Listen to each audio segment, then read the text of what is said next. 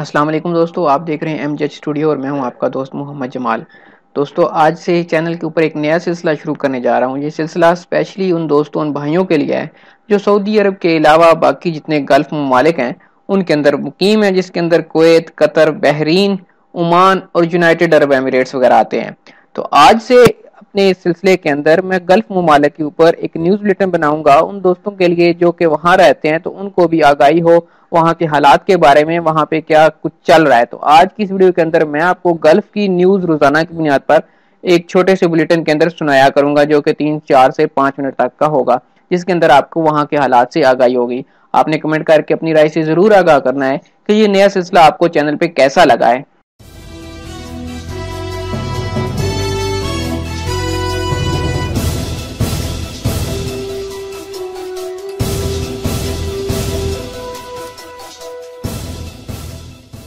جی تو دوستو آج سے اس نئے سلسلے کی پہلی ویڈیو کے ساتھ آغاز کرتا ہوں، جس کے اندر میں آپ کو سنانے جا رہا ہوں خلیجی ممالک کی تازہ ترین خبریں۔ تو سب سے پہلی خبر جو ہے وہ دبئی کے حوالے سے ہے۔ دبئی ملازمین کو سب سے زیادہ تنخواہیں دینے والے 10 عالمی شہروں میں شامل۔ جرمنی کے ڈوئچے بینک نے اپنی سالانہ رپورٹ میں دنیا کے ایسے 10 شہروں کے نام جاری کر دیے ہیں جو اپنے ملازمین کو سال بھر کے دوران سب سے زیادہ تنخواہیں اور مالی امداد فراہم کرتے ہیں۔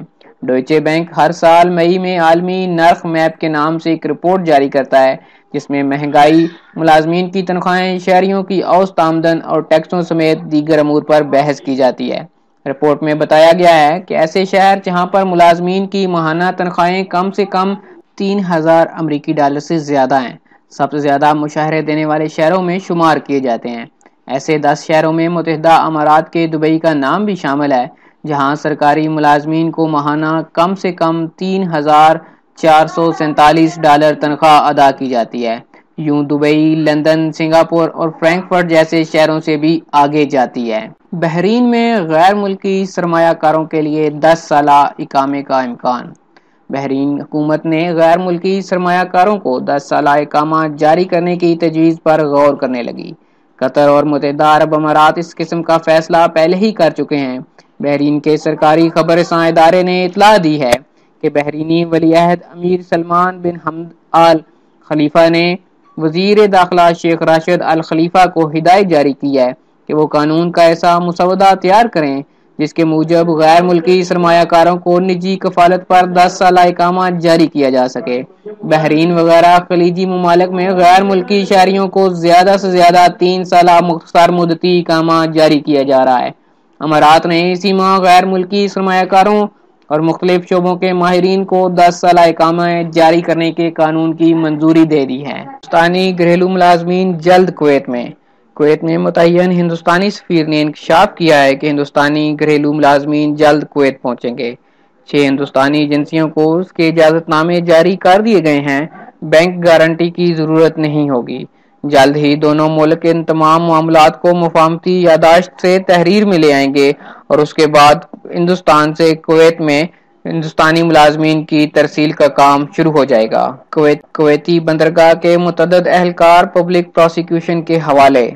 کویت میں انسداد بدعنوانی کی اتھارٹی نے کویتی بندرگاہوں کے متعدد عہدیداروں کو بدعنوانی کے الزام میں پبلک پراسیکیوشن کے حوالے کر دیا۔ تفصیلات کے مطابق نزاہا کے ترجمان محمد بوزبر نے بتایا کہ لاجسٹک خدمات فراہم کرنے والی کمپنی اور اتھارٹی کے عہدیداروں کی بابت رپورٹ درج کرائی گئی تھی۔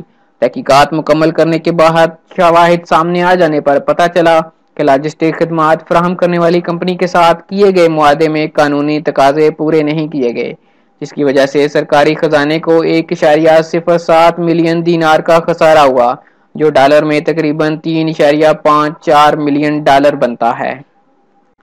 سلالہ طوفان کے باعث المغیثل پل ٹوٹ گیا۔ عمان کے شہر ظفار میں میکونو طوفان کے باعث المغیثل پل ٹوٹ گیا۔